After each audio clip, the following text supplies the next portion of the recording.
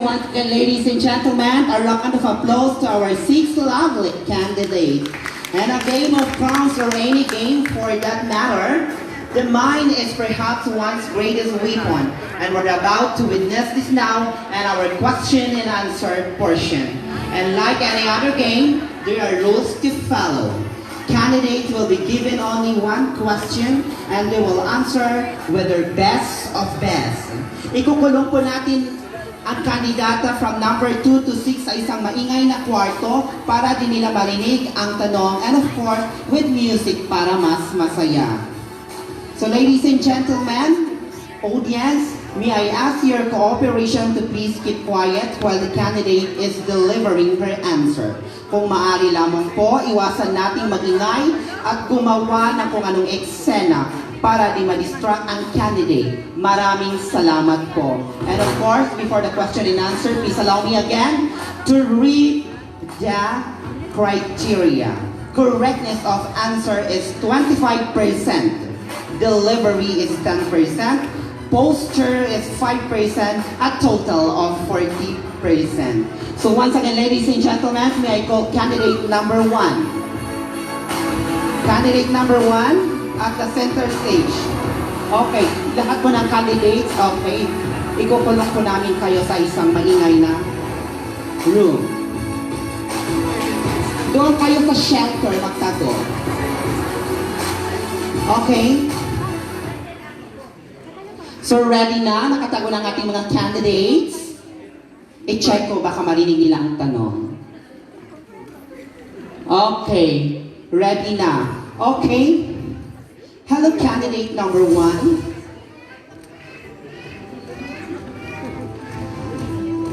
Okay. Hello again, candidate number 1. Oh. Okay, another one. Hello again, candidate number 1. Hi, good evening. Okay. Audience. Okay. So the question goes this way.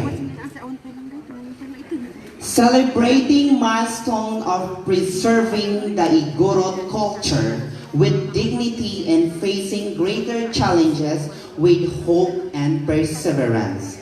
As a Cordilleran, how would you promote the Cordilleran culture amidst the fast-paced intervention of technology which drastically affects the mindset of the younger generation? I repeat, as a Cordilleran, how would you promote the Cordilleran culture amidst the fast-paced intervention of technology which drastically affects the mindset of the younger generation?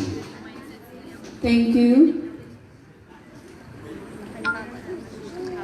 As a Cordilleran, we can start promote our culture in our own province through supporting the yearly cultural festival.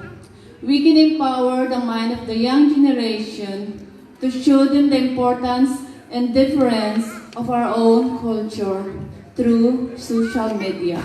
Yes, we know that Facebook is one of the most popular social media today. We can use this to reach and to communicate with the young generation, to introduce with them about our culture. Through technology, we can use this to have more knowledge about our own beautiful culture of Cordillera. Thank you. Okay, thank you, candidate number 1. Once again, ladies and gentlemen, a round of applause to candidate number 1. And of course, let's welcome candidate number 2. Okay, so habang inaantay natin ang candidate number 2, i-check ko muna siya. Baka nadulas, ganon. Where is candidate number 2? Already, candidate number 2, please come at the center stage. Wow, ang ganda. Sexy siya. May laban kayo?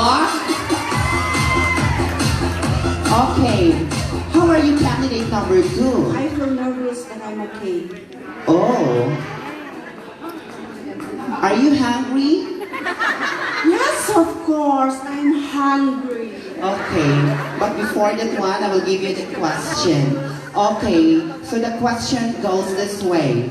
Celebrating milestone of preserving the Igorot culture with dignity and facing greater challenges with hope and perseverance.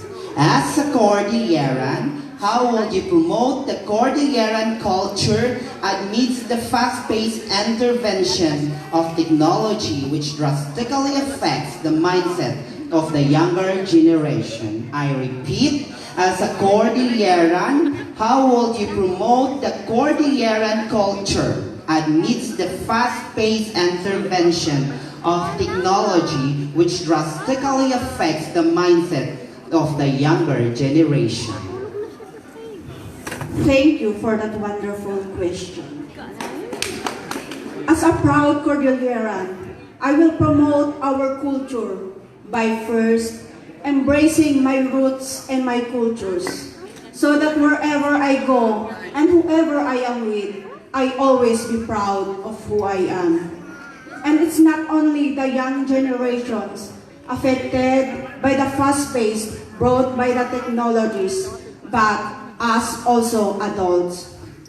We can influence the young generations to have a confidence to stand and proud of who they are if they can see if the adults are doing it.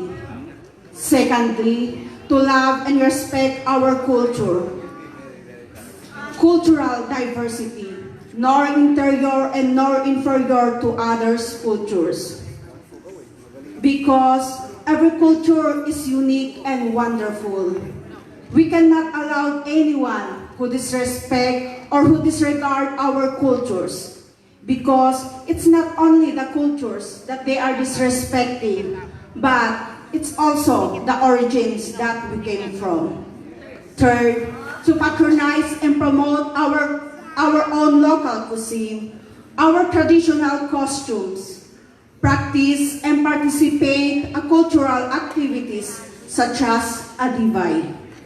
We can promote these activities through the help of different kinds of social media so that it can reach a billion people, especially the young generations. Fourth, we preserve our cultures by loving it, by teaching our family, the children, and the young generations. I thank you. Okay, thank you, candidate number 2. Bongga, nag-speech siya. O, diba? Ay, wala akong laban mo. Okay, so once again, thank you, candidate number 2, and we now welcome candidate number 3. Candidate number 3, where are you?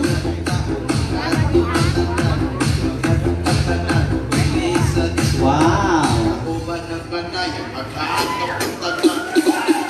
Let's welcome Elsa. Hello, candidate number 3. Hello. You look beautiful tonight. Thank you. Oh my gosh, I like this. It's shining, shimmering, splendid. But anyways, matanong ko nga, mabigat ba? Oo. Wow, tiis ganda lang. Okay, by the way, the question goes this way. Celebrating milestone of preserving the Igorot culture with dignity and facing greater challenges with hope and perseverance. As a Cordilleran, how would you promote the Cordilleran culture amidst the fast-paced intervention of technology which drastically affects the mindset of the younger generation? I repeat, as a Cordilleran, how would you promote the Cordilleran culture amidst the fast-paced intervention of technology which drastically affects the mindset of the younger generation? Thank you for that great question. We have been mesmerized by the rise of our modern technologies that try to vary our cultural values and gradually replace our natural world. Let's take these challenges as a drive to thrive towards sustainability of our values that radiate through any diversity in adversity. Let us be a responsible user of the social media platform and internet to transmit cultural knowledge that will intensify the leverage of its preservation. To inspire younger generation that never deny realities of life, of changes and challenges, but we recognize that this culture and values is a strength and refuge. And I thank you. Okay, thank you, candidate number 3. And now, ladies and gentlemen, candidate number 4. Okay, where are you, candidate number 4? Please come at the center stage.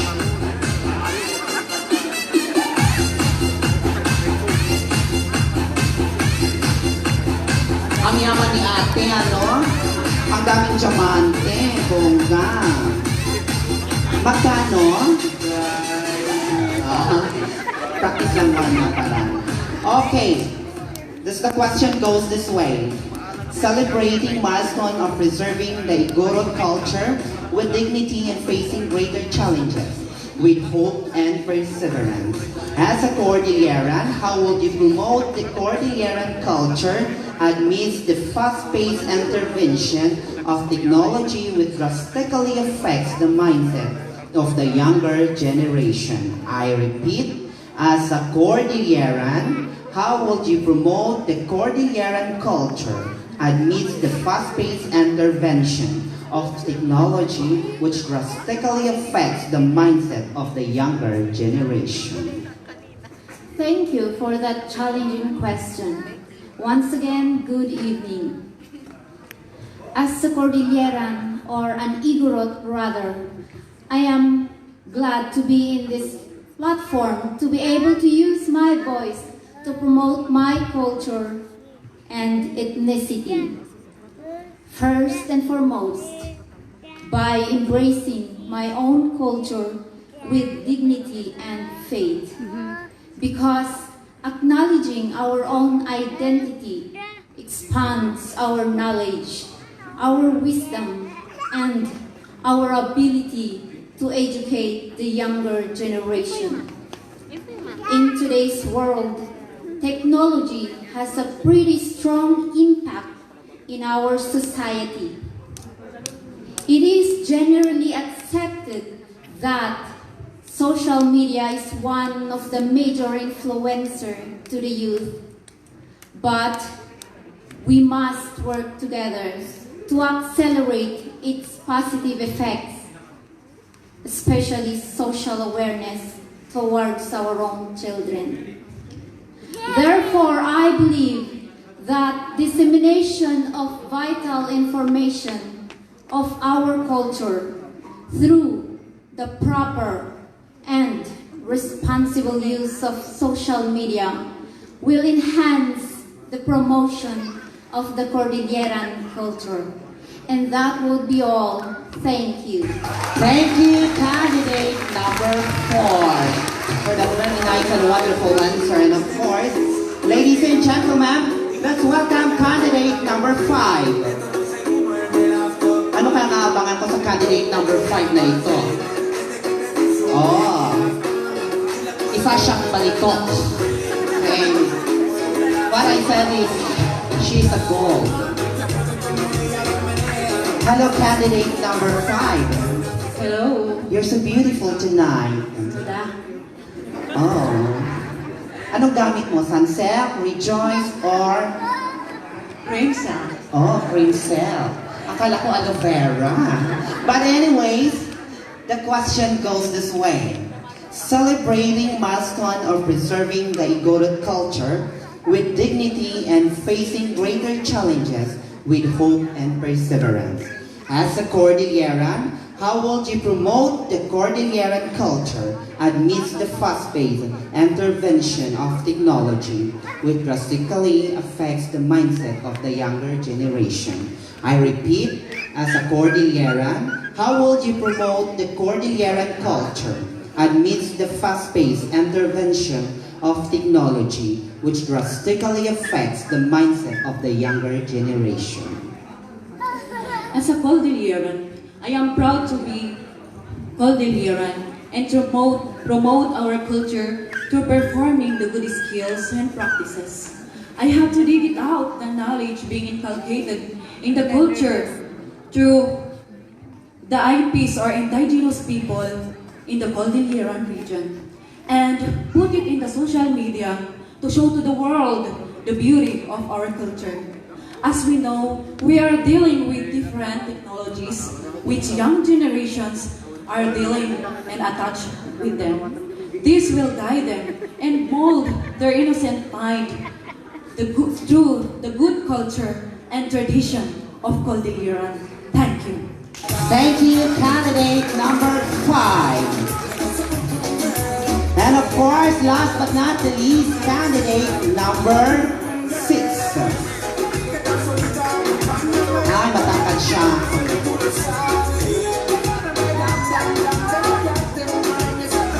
Wow, oh, tangkad pa. Balakang kung balakang.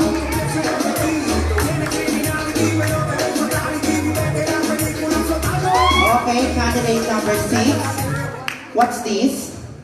Hair. I think it's a chandelier. But anyways, your question goes this way. Celebrating milestone of preserving the Igorot culture with dignity and facing greater challenges with hope and perseverance. As a Cordilleran, how will you promote the Cordilleran culture amidst the fast-paced intervention of technology, which drastically affects the mindset of the younger generation? I repeat, as a Cordilleran, how will you promote the Cordilleran culture amidst the fast-paced intervention of technology, which drastically affects the mindset of the younger generation? Thank you for that gorgeous question. It's beautiful. Again, glorious evening to everyone. As a native, good citizen of the Cordillera, of course, I must take part in preserving, maintaining, and promoting our traditional cultures to the younger generations and to the uninformed ones to prevent extinction. I would promote our local cultures through various ways, like sharing true, legit documentaries about our ancestors' traditions and cultures. Also, bridging culture gap with good communication skills. And I will introduce to them our very own cultural dances, songs, music, food recipes, clothes, our ethnic wears, the different tribes, beliefs, languages, and the different sounds of the gongs and many more. And